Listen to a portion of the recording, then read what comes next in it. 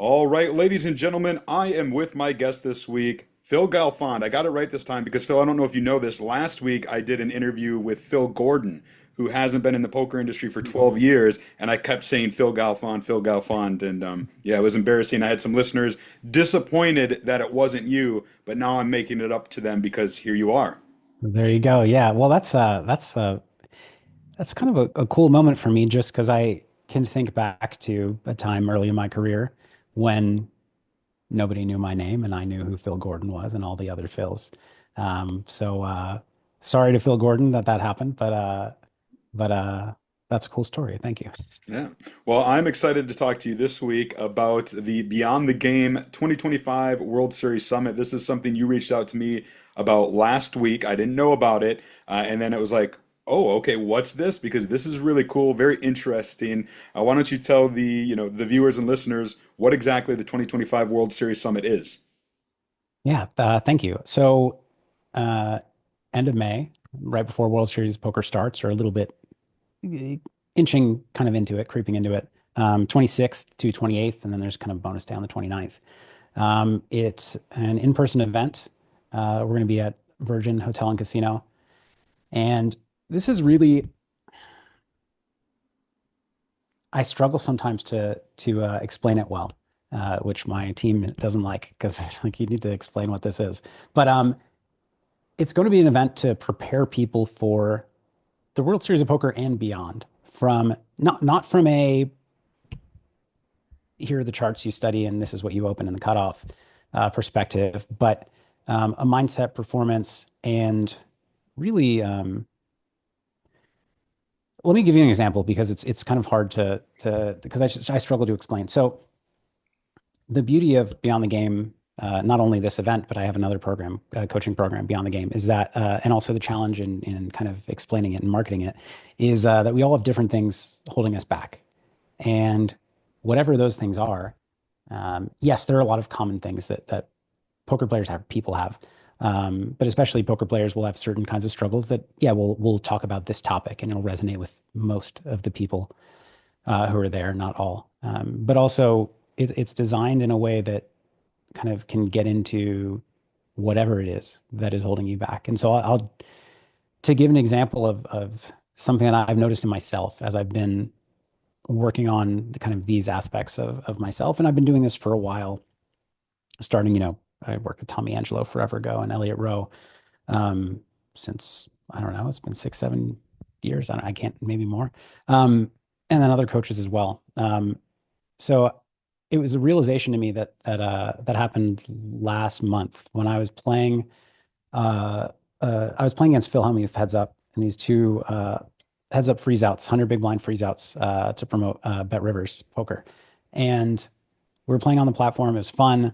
And I lost the first match and I lost the second match. This was $10,000. It was 5,000 each. It's not, I've had much worse losses in my poker career. That's not the issue. But if I think back to a time, even even 5, 6 years ago, um, there was a time that I would be really upset about that. And people don't see me tilt or rage. That's not the kind of upset I mean. But I very much had a chip on my shoulder, and well, I just cared a lot what people thought about me, and I really wanted people to think that I was a good player. And even though I know that very serious poker players would view, two heads up, 100 big blind freeze outs and say, it's kind of noise. Um, Most people who are watching would take some meaning from it, and that would have bothered me in the past. I would have been kind of, in a way, fearful going into the match of that because of the big stage and what will people think, and then really bummed afterwards that okay, now these people are going to think that I suck at poker or that I got owned, and and then I have no chance against Helmuth. And this time, when it happened, this was the big moment of realization. I was like, oh, I don't care. That's interesting. And it just like in seeing that showed me how much progress I've made. And now some people have no issue with that. They don't care what other people think of them. A lot of players I've worked with do. A lot of players even will make plays at the table because they're afraid to show down a hand, or they hesitate or shy away from making plays because they don't want to look silly or foolish when they show down a hand making a weird play. They fear the judgment of everybody else at the table. But we all have our hangups. And so yes, there will be typical things at this event that we talk about. We'll talk about mindset. We'll talk about performance. We'll talk about performance specifically as it relates to, the grind during the WSOP. And we'll talk to guys like Scott Seiver and Brian Rast about how they manage that grind and what works for them. And we'll talk about live tells. We have Blake Eastman, who's fantastic with that. But we'll also do a lot of kind of helping people explore what it is that is holding them back most and helping them conquer it. It's funny you mentioned those names because that's where I was going to go. One of the taglines is the right mindset, the right strategy, the right people, and you touch really upon the first two really well. And then I wanted to get into those right people because those are some big names, right? Brian Rast recently inducted into the Poker Hall of Fame. Yeah. A lot of people saying Scott Seiver might be the one this year as he becomes eligible. And he just is coming off, his WSOP Player of the Year, 3 bracelets in the summer, quite unbelievable. How did you get, the quality of these guys to sign in to this 2025 summit? Are they friends of yours? They wanted to get on board. What's the story there? They're friends of mine, and I paid them for their time. I think maybe I think I could have gotten people to do it for free, but I know that I've as a poker player, and like a poker player who thinks of my own hourly rate, like I value my time, and also I know poker players don't love commitments oftentimes because maybe there's a game that's going to happen. And so even though, I'm not paying them an amount that is life-changing for them at all, but my thought was that they would appreciate being appreciated. And there are many more to come, by the way. Yeah, I was going to say that maybe I can rephrase the question better is what appealed to you about them of saying, hey, I'm Yeah. going to put together these speakers. Let me go after these guys. Yeah. So I, one of the, one of the things, so we'll have some people speaking and we'll do some kind of panels, and the panels um, will be either like a Q&A format or kind of a fireside chat format. And for those two guys specifically, I want as part of a small panel uh, to just talk about navigating the World Series of Poker and kind of really my hope for them and to surround them. I'll surround them with a couple more similar caliber. It's hard to find a lot of similar caliber WSOP players, but really strong WSOP contenders as well, and really just get up there with them and kind of nerd out on everything that goes into it for them. I would say for us, but I don't grind the WSOP. So nerd out on everything that goes into performance for us and goes into specifically navigating, the tournaments and optimizing their schedule, not only their personal sleep schedule, but the actual tournament schedule. And kind of, I'm going to approach it. I'm going to be up there in a state of curiosity, just trying to learn from them. And therefore, in doing so, hopefully everybody else will be able to learn from them as well. Let me ask a quick question, just a little offbeat, but we're talking about Scott Seaver not grinding the WSOP. He did last year. You said you don't, and one of the reasons he did grind it last year was because he was aware of the Poker Hall of Fame. He's turning 40. He's going to become eligible. And I know that you happened to turn 40 back in January and are now eligible. Is the Poker Hall of Fame something you thought about? Is it on your mind? I mean, there's people like myself who believe that rightly probably deserve to be in there. But what are your thoughts on it? It's a great question. I'm aware of it. I have thought about it. It would be an honor to be in the World Series Poker Hall of Fame. Yeah, I love poker, and it's been my whole life, career-wise, and really hobby. It's been a passion and a job.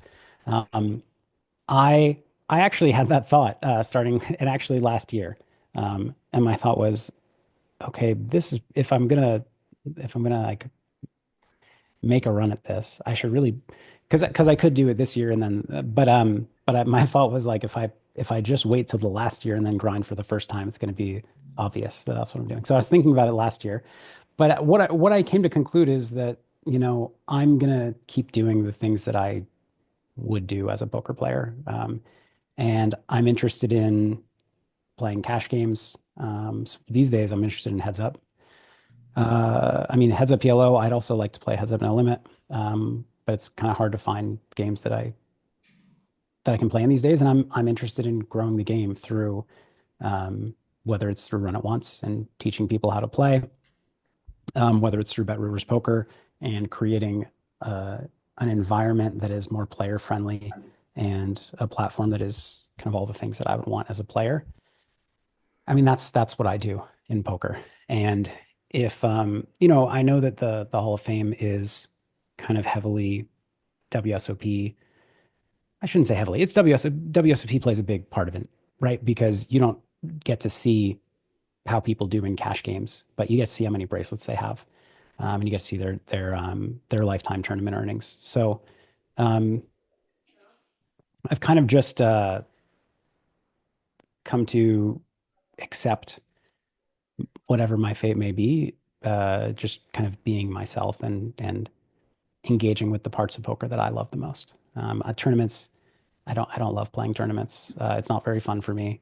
I have nothing against tournaments at all. I think they're awesome for the game, and I think they're incredibly complex. I don't like the type of complexity that's in tournaments, or it doesn't interest me as much because I like to hand read across multiple streets with deep stacks. I don't like to play 30 big blinds deep. Um, and again, that's no slight to players who are excellent at that because it takes a ton of skill. It's a totally different skill, but it's a ton of skill and a ton of hard work. It's just not it's not what's fun about poker for me. I mean, that's fair. And look, we got to remember, you are a three-time WSOP bracelet winner. Patrick Antonius just got in last year, and he doesn't have any bracelets. So there's That's that. a fair point. That's a fair point. And yeah, like that's the other thing because people ask, I get the question a lot, like, why don't we see you at Triton playing an event, or why don't we see you at this? And the reality is, back when I won some other WSOP bracelets, I was never a tournament player, but the tournaments, like my skill in cash games was enough that I could do really well in tournaments without having studied tournaments.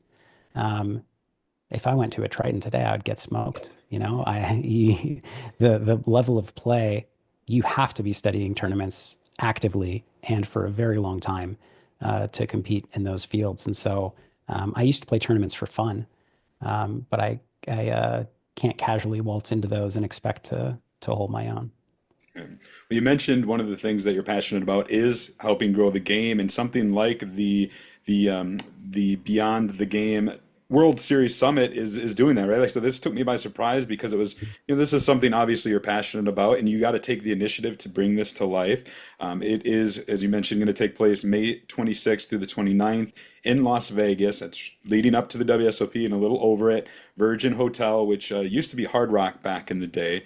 Yeah. And yeah, it's just going to be, it sounds like it's going to be a fun 3 days of workshops, panels, the guest speakers that you mentioned, and more to come, which I'm excited about. There's going to be some listeners and viewers who are tuned in right now that are like, "Oh yeah, that sounds right up my alley." If they are interested, is there? Can you give them details about what they should do?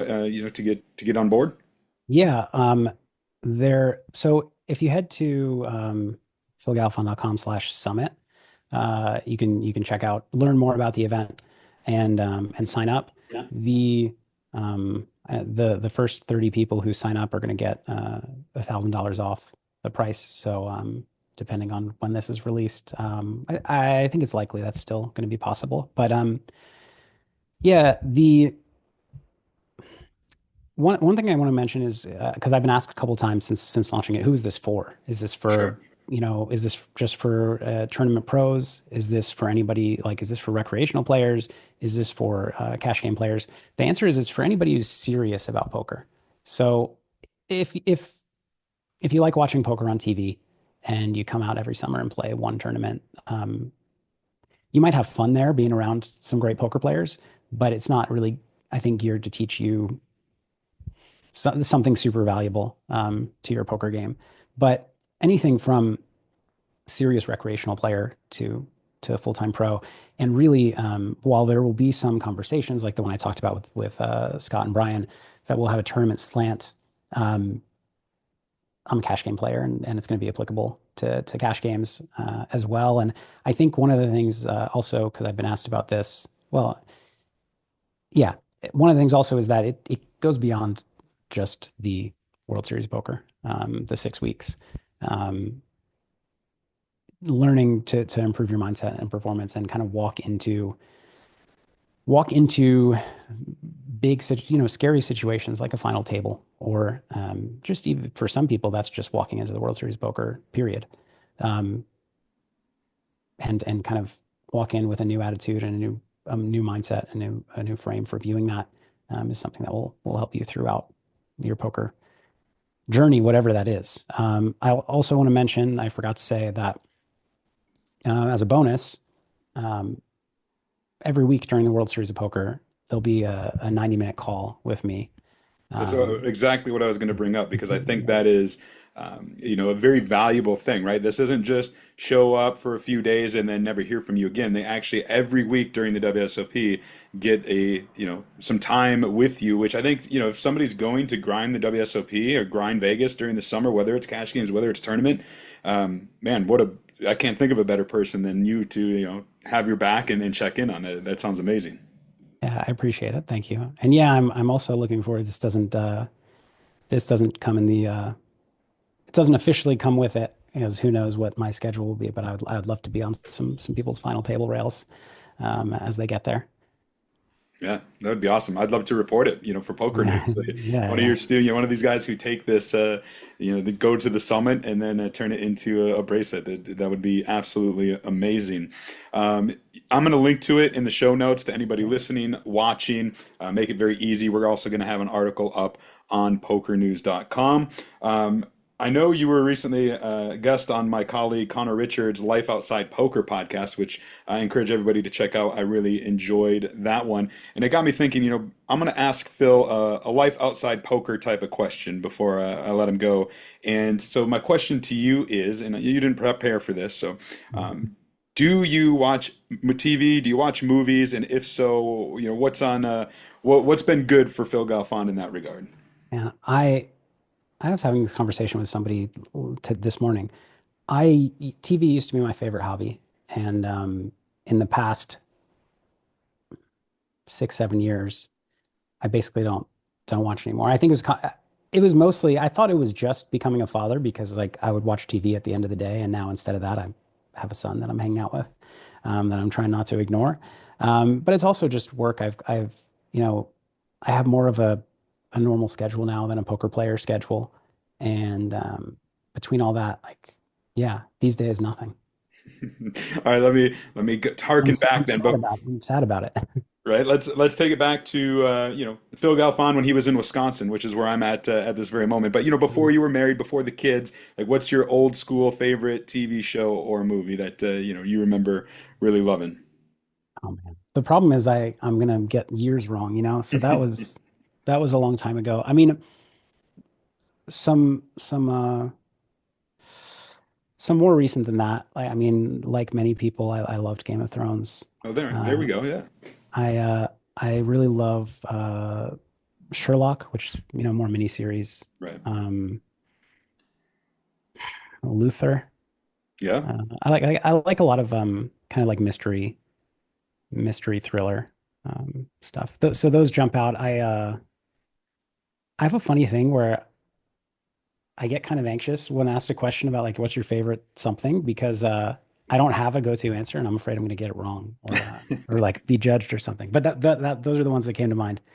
Yeah, Um, no, I'm a fan too. I was big yeah. into Game of Thrones for sure, and I know I put you on the spot there. That was one I think I mean, if that's not the hardest question. You didn't, I can handle it. That's fair. This episode is going to be coming out later this week, so I do imagine there will be some early registration where you said you can save $1,000 off, limited to the first 30 people. Again, it's the 2025 World Series Summit with Phil Galfond and guests that include Brian Rast, Scott Seiver, Elliot Rowe, who is the premier mindset coach, Blake Eastman, and more to come. This is cool. Like this is. Like I said, something very unexpected. And so when you told me about it, I'm like, come on the show and talk about it because I really think that poker fans, poker players are going to love this. Yeah, as much as I've had a hard time explaining what it is, I do know it's going to be great. I'm really confident in that, and it's based on a lot of the things that have been great experiences for me and changed my poker life and my life outside of poker. So I'm really excited about it too. It's going to be a lot of fun, and I'm looking forward to connecting with a lot of people.